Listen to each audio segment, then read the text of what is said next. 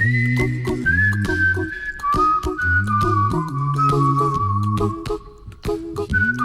worry, be happy. Don't worry, be happy now. 네, 영화 범죄도시 4 최근에 굉장히 유명한, 굉장히 인기를 끌고 있는 영화입니다. 여기에서 마석도 용사 마동석 배우가 연기를 했죠. 매 시리즈마다 새로운 빌런들과 상대를 해왔는데요. 이번에는 사이버 수사대와 공조해서 코인 사기 범죄 일당을 마주하게 됐습니다. 이 코인 사기 굉장히 자주 들려오는 단어고요. 지금 어디선가도 범죄가 발생하고 있을지도 모르겠습니다. 그런데 여전히 법조항이 마련되지 않아서 코인 사기 범죄의 처벌은 느슨하다고 하는데요. 경제에 얽힌 법 이야기 알기 쉽게 설명해 주실 홍세욱 변호사 모셔서 이야기 나눠보도록 하겠습니다. 변호사님 안녕하세요. 네, 안녕하세요. 반갑습니다. 예, 방금 Don't Worry Be Happy 노래 들으셨죠? 이게 저희 코너의 제목입니다. 좀 어떠십니까, 제목? 제목 굉장히 저는 좀 법과 경제 이렇게 말씀 예. 주셔가지고 굉장히 딱딱한 제목을 이렇게 만들어 주실 줄 알았는데 예, 제가 가벼운 사람입니다. 예. 센스가 딱 있으시고 아주 좋았습니다. 그러면은 앞으로도 경제와 관련된 법률 지식들 친절하게 잘 풀어주실 걸로 믿어 의심치 않겠습니다. 그 범죄도시 4 영화 보셨습니까? 예, 지난 예. 5일날 네. 어린이날 봤습니다. 아, 어린이날 사람 네. 엄청 많았겠는데요? 아, 애들이 볼 영화는 아니구나. 예. 생각보다 많지는 않았어요. 거기서 메인 빌런이 장동철 대표라고 하는데 실제로 코인 사기 범죄에 사용되는 그런 수법을 활용했다고요, 영화에서도? 네, 맞습니다. 어떤 수법입니까? 예, 범죄도시 4 그 최대 빌런 중에 하나는 예. IT 천재인 장동철 대표죠. 예, 장동철 대표가 저지르는 그 코인 사기 범죄는 두 가지로 볼 수 있습니다. 영화에서. 예. 첫째는 그 불량 코인을 발행하고 이를 거래소에 상장하여 막대한 시세 차익을 얻으려는 범죄고. 소위 말하는 스캠 이런 것들 말씀하시는 건가요? 그렇죠. 예, 예. 예. 그리고 두 번째는 거래소 직원과 공모하여 불량 코인을 거래소에 상장하는 범죄입니다. 이는 실제에서는 좀 흔하지 않은 범죄인데 예. 역시 그 IT 천재이자 거물 사기꾼답게 실제 발생하기 어려운 예. 범죄도 시도를 하고 있더라고요. 그러면은 지금 말씀하신 것처럼 천재라서 가능한 범죄였다면 일반적으로 지금 많이 활용되는 수법은 어떤 건가요? 사실 지금 아까 처음 말씀드린 예. 그 불량 코인을 발행하고 네네네. 그리고 이를 거래소에 상장하여 막대한 시세 차익을 얻는 거 이게 어떻게 보면 제일 많고 그다음에 이제 발행된 코인을 뭐 리딩방이라든가 뭐 이런 걸 이용을 해가지고 이제 뭐 막대한 수익을 올려주겠다라고 예. 하면서 이제 자금을 편취하고 뭐 가짜 코인을 발행해서 뭐 예. 준다든가 뭐 이런 식으로 다양한 방법이 또 있습니다. 아무래도 뭐 시가총액도 작을 테니까 조작하기도 더 쉬울 것이고. 네, 그렇죠. 근데 이렇게 만약에 그 코인 사기를 했다. 장동철 대표가 실존 인물이다. 이렇게 가정을 했을 때 그러면 처벌 수위는 어느 정도가 되나요? 예. 장동철 대표처럼 이렇게 예. 정상적 코인을 발행할 능력도 없고 네. 그리고 수익을 창출할 수 있는 프로젝트를 운영할 능력도 없고 예. 그런데 이제 불량 코인을 발행해서 투자금을 편취했다. 예. 이거는 형법상 사기죄로 처벌될 수 있습니다. 아, 예. 예, 그리고 이득액이 5억 원 이상일 경우에는 특정 경제범죄 가중처벌 등에 관한 법률, 예. 이 특경법상 그 사기죄로도 이제 처벌할 수가 있죠. 2억 원이요? 예, 5억 원이요. 5억 원이요? 예, 예. 예. 그러면은 처벌 수위가 더 높아지는 건가요? 네, 높아집니다. 그런데 그 장 대표가 사실 영화를 보고 올 걸 그랬어요. 예, 매수한 코인 거래소 직원 이쪽도 법적 처벌 대상이 되는 겁니까? 예, 처벌 대상이 예. 됩니다. 예, 우선 그 보면 그 장동철 대표가 이제 그 영화에서처럼 이제 예. 그 직원을 그 이제 심사 담당 직원이죠. 코인 거래소의 심사 담당 직원인데 예. 이 직원을 매수하려고 시도하고 또 매수해서 잘 안 되니까 이 백창기를 시켜가지고 또 예. 협박도 가하고 있습니다. 백창기가 누굽니까? 거기에 이제 김무열이 연기한 배우인데 나쁜 녀석이군요. 용병 출신의 조직폭력배입니다. 아, 그래서 이 친구를 이제 사주해서 이제 협박을 시도를 하는데 그렇게 해서 이제 이 장동철 대표의 계획대로 이 매수해서 예. 이제 그 코인이 만약 상장됐다면 장동철 대표는 배임 증제죄로 그리고 매수당한 거래소 직원은 예. 배임 수재죄로 처벌이 가능합니다. 그래서 배임 수재죄 증제 그 배임죄 이거는 좀 일반 분들이 잘 모르실 수도 있는데 배임까지는 알겠는데. 예. 근데 배임 수재죄와 배임 증제죄는 예. 사인 간에 이루어지는 뇌물죄라고 생각하시면 됩니다. 그러니까 개인 사이에서의 그렇죠. 뇌물. 뇌물죄는 공무원들한테 예. 이제 뭐 돈을 줬을 때 뇌물죄잖아요. 예. 근데 이 경우는 사인 간에 이런 이루어지는 예. 돈을 주고받는 경우를 배임 수재죄, 예. 배임 증죄죄라고 합니다. 배임 수재죄는 이제 부정한 청탁을 받고 재물이나 재산상 이익을 받는 사람 예. 그걸 처벌하는 규정이고 배임 증죄는 반대로 청탁하면서 재물이나 재산상 이익을 준 사람을 처벌하는 규정이죠. 그러니까 제가 좀 어렵긴 하지만은 제가 코인 거래소에다가 나 좀 잘 봐줘 하고 1억 정도 갖다 줬으면 그걸로 처벌을 받게 된다. 그렇죠. 그런 말씀이시군요. 주셨으니까 배임 증죄죄가 되는 거죠. 그럼 받은 사람은 수재죄가 되는 거죠. 알겠습니다. 아무튼 그리고, 배임 무슨 죄? 그리고 이제 이 코인 거래소 여기에서 이제 문제가 또 하나 있는데 이 불량 코인을 상장을 했다. 그래서 그러면은 이거는 거래소의 정상적인 업무를 방해한 것입니다. 그렇기 때문에 이 코인 거래소의 정상적인 업무를 위계로 방해했기 때문에 돈을 준 사람과 받은 사람 모두 업무 방해죄로 처벌이 가능합니다.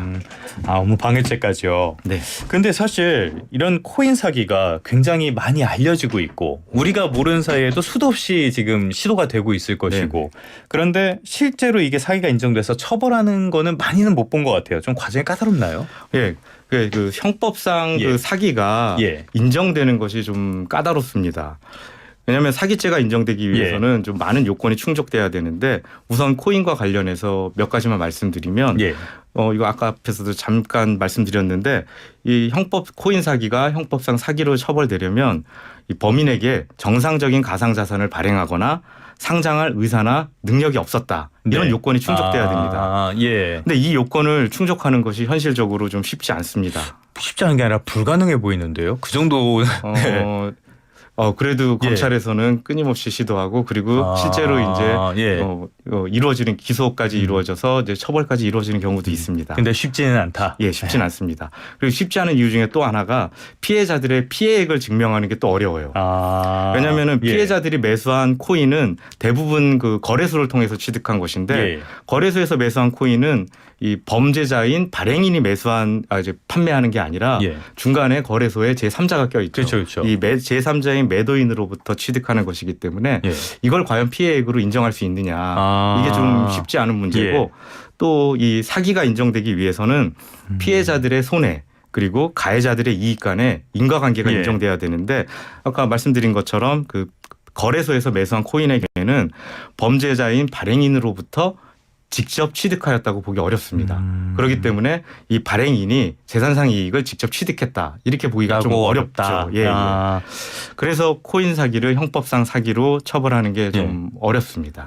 그래서 예전에 사실 코인 사기하면 제일 유명한 사람을 꼽자면 권도영 씨가 아닐까 싶은데 이 권도영 씨도 사기로 처벌하기 어렵다 이런 분석도 있었잖아요. 같은 맥락인 건가요? 그 설명드리면 아까 말씀드린 대로 정상적인 코인을 발행할 능력도 없고 의사와 상장할 의사와 능력도 없어야 되는데 이 권도영을 보면 이 사람은 대원외고를 졸업하고 스탠포드에서 컴퓨터 과학을 전공했어요. 뭐 능력 충분히 있을 거고 그리고 애플과 마이크로소프트에서도 3개월간 각각 3개월간 엔지니어로 또 일도 했어요. 그리고 또 당시에 그 상당한 규모의 IT 기업이었던 그 티몬이 아시죠? 티몬이요? 티몬. 티몬의 전 대표도 이 권도영의 사업에 참여를 했습니다. 그럼 이런 것들에 비추어 보면은 권도영은 프로젝트 사업을 추진할 만한 기술력, 자금력도 있었고 의지도 있었을 것이다. 그리고 전문성 있는 인적, 물적 조직도 갖추고 있었다. 그러면은 정상적인 가상자산을 발행할 능력도 있고 상장할 의사와 능력도 있었다고 볼 수 있지 않느냐. 그러면 이게 사기죄가 인정되지 않을 수도 있습니다. 그래서 그때 권도영 씨가 뭐 한국으로 오네 미국으로 오네 그랬을 때 많은 사람들이 야 차라리 미국으로 보내라 이런 이야기가 나왔었잖아요. 그러니까 사기로 처벌을 한다 그래도 그렇게까지 형량이 우리가 기대하는 것만큼 높지도 않은 데다가 처벌도 어렵다. 그렇다면은 이거를 어떤 식으로 보완을 할 필요가 있을까요? 그래서 지금 이 형사상 말씀드린 대로 형법상 사기로 인정되기 어렵기 때문에 이 자본시장과 금융투자업에 관한 법률 자본시장법이라고 하는데 이 자본시장법을 가상자산에도 적용해서 코인 사기를 규제해야 된다. 이런 좀 논의도 있습니다. 증권성이 인정되는 코인은 자본시장법 제178조에 의해 부정거래 행위로 처벌할 수 있다는 의견이거든요.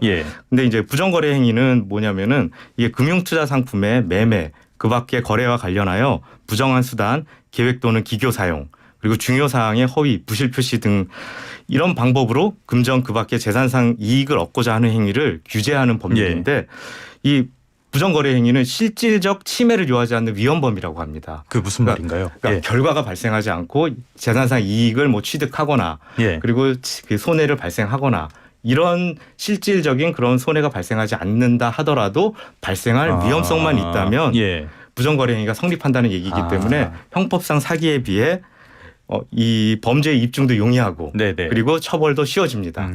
그리고 증권으로 인정돼서 자본시장법이 적용되게 되면 증권 신고서를 이제 증권 신고를 하고 증권을 발행해야 되잖아요. 근데 이제 대부분 코인 같은 경우는 이 신고 안 하고 발행을 합니다. 그렇기 때문에 이 만약에 이게 증권으로 인정되면 자본신고의 증권 미신고 행위로 바로 이것도 처벌이 또 가능하죠. 근데 지금 증권성 말씀을 하시는데 이게 지금은 아직은 증권성이 있다 없다 이게 결정이 안 된 거죠. 그렇죠. 그러면은 이런 것들이 관건이 될 수밖에 없겠네요. 예전에 조각 투자 이런 것도 굉장히 논란이 컸었는데 그러면 이거 어떻게 보고 계십니까 이거는? 우선 그 자본시장법이 적용되기 위해서는 이제 말씀하신 대로 코인의 증권성이 인정돼야 하는데 이게 그 증권성 인정 요건에 대해서 자본시장법 제4조 6항이 규정하고 있습니다. 좀 설명을 좀 드려보면은 말씀하시고 설명도 쉽게 좀 풀어주세요. 특정 투자자가 그 투자자와 타인 간의 공동사업에 예를 들어 이제 첫 번째 요건이 공동사업입니다. 공동사업. 공동사업에 금전 등을 투자하고 주로 타인이 수행한 이 투자한 사람이 수행하는 것이 아니라 다른 사람. 다른 사람이. 그러니까 이제 투자 받은 사람이 일을 하는 거죠. 주식회사 생각하시면 됩니다. 주식회사의 주식은 돈을 투자를 하지만 일은 회사가 하지 않습니까? 그렇죠. 대리인이 하는 거죠. 그렇죠. 그래서 그런데 공동사업의 결과에 따른 손익은 귀속받는. 그래서 이제 주식으로 이제 뭐 내가 투자를 했는데 회사가 뭐 이 수익이 많이 나서 배당 이익도 받고 그리고 이제 뭐 회사가 잘 되면 주가도 급등할 테니까 그거를 팔면 차익도 실현할 수 있고 그런 이제 이득을 얻게 되는 이런 요건이 이 그 자본시장법에 규정되어 있는데 그러니까 주식회사 같은 그런 요건이네요. 그렇게 생각하시면 좀 편합니다. 그래서 코인도 이제 이 요건에 맞으면 공동사업이고 금전 등을 투자하고 이제 주로 타인이 수행한 공동사업의 결과에 따른 수익을 귀속 받는다. 그러니까 코인도 이제 주식처럼 똑같은 그 기능을 한다. 그러면 증권으로 인정될 수 있죠. 지금 근데 이제 코인 백서를 보면 많은 경우에 우리는 이런 블록체인 이런 사업을 한다. 혁신적인 사업을 한다. 그리고 이로 인해서 이 수익이 뭐 100배 이게 발생한다. 뭐 이런 식으로 이제 많이 또 백서에도 기재하고 이렇기 때문에 그 어떻게 보면은 현재 그 코인 발행하는 그 형태를 보면은 증권에 해당할 확률이 좀 높습니다. 그리고 지금 이 요건이 바로 이제 미국 판례법상 형성된 이거 아시면 좋은데 하위 테스트라고 하위 테스트요. 하위 테스트라고 이게 그 미국에서 증권성 인정하는 요건인데 이것도 우리나라 이 요건을 우리나라 자본시장법에서 도입한 겁니다. 이것도 한번 참고로 말씀드리면 이것도 이제 요건이 금전의 투자 그리고 투자 수익의 합리적 기대, 공동사업, 타인의 노력 뭐 이렇게 지금 우리나라 이 자본시장법과 유사한 요건입니다. 그리고 지금 이 가상자산 증권성 인정과 관련해서 굉장히 주목할 만한 사건이 작년에 있었습니다. 뭐 잘 알고 계실 텐데 작년 4월 25일 서울 남부지방검찰청 금융증권범죄합동수사단이 그 테라 폼레스 창업자 등 8명을 자본시장법상 사기적 부정거래로 기소했습니다. 뭐 다른 여러 가지 법률로도 기소를 했지만 여기서는 가상자산 즉 코인의 증권성을 인정해서 자본시장법 위반으로 형사 기소했다는 것이 굉장히 큰 의미가 있는데 법원에서 이제 루나 코인의 이 증권성이 인정된다면 앞으로 코인 사기 범죄에 자본시장법이 적용될 수 있는 계기가 될 하나의 판례가 생기는 그런 거죠. 기대가 됩니다. 그러면 말씀하십시오. 그리고 이제 미국에서는 이제 이 증권거래위원회 SEC라고 하는데 여기서 이제 민사소송을 제소했거든요. 근데 거기서 뉴욕 남부지방 연방지방법원은 테라 루나 코인의 증권성을 인정했습니다. 그리고 미국 검찰도 루나를 증권이라고 인정해서 증권 사기, 전신 사기 등으로 기소도 했고요. 우리나라에서도 이게 증권 쪽으로 어떻게 될지 모르겠지만 좀 빨리 이렇게 판례라도 하나 빨리 생겼으면 좋겠습니다. 마지막으로 끝으로 이거 짧게 하나 짚어볼게요. 그 검찰이 이런 점들 범죄 감시하고 피해 규모 줄이기 위해서 전담 수사단도 조직을 했는데요. 이런 사기 예방을 위해서는 어떤 절차가 좀 필요하다고 보십니까? 우선 이제 개인이 예. 피해를 막기 위해서 노력해야 되는데 지금 아까 말씀드린 것처럼 형사상 사기가 인정되기가 조금 어렵고 예. 그리고 이 코인의 증권성을 인정해서 자본시장법을 적용을 하자 이런 논의도 있는데 이 자본시장법을 적용한다 하더라도 약간 좀 문제가 있어요. 예. 우선 이 코인의 증권성이 인정된다 하더라도 자본시장법상으로는 내부자 거래 그리고 시세 조정 그리고 부정 거래 이 세 가지를 예. 규제를 하는데 이 중에 내부자 거래와 시세 조정은 이 그 코인의 증권성이 인정되더라도 적용되기가 좀 어렵습니다. 아. 예, 그렇기 때문에 지금 이런 문제들을 반영해서 가상자산 이용자 보호 등에 관한 법률이 금년 7월 19일부터 시행되는데 네. 여기에서는 이 가상자산에 대해서 지금 아까 말씀드린 내부자 거래, 시세 조정, 부정 거래 등이 모두 다 예. 이 규제가 가능합니다. 이 법이 좀 시행되고 예. 이제 적용이 되면 좀 이 시장이 많이 안정화 될 것 같습니다. 좀 전에 변호사님도 말씀하셨지만은 피해를 예방하기 위한 개인의 노력도 중요할 것 같습니다. 100배 수익, 1000배 수익 이런 거 믿지 마세요. 예, 오늘 말씀은 여기까지 듣겠습니다. 지금까지 홍세욱 변호사님과 함께했습니다. 말씀 고맙습니다. 다음 주에 뵐게요. 네, 감사합니다.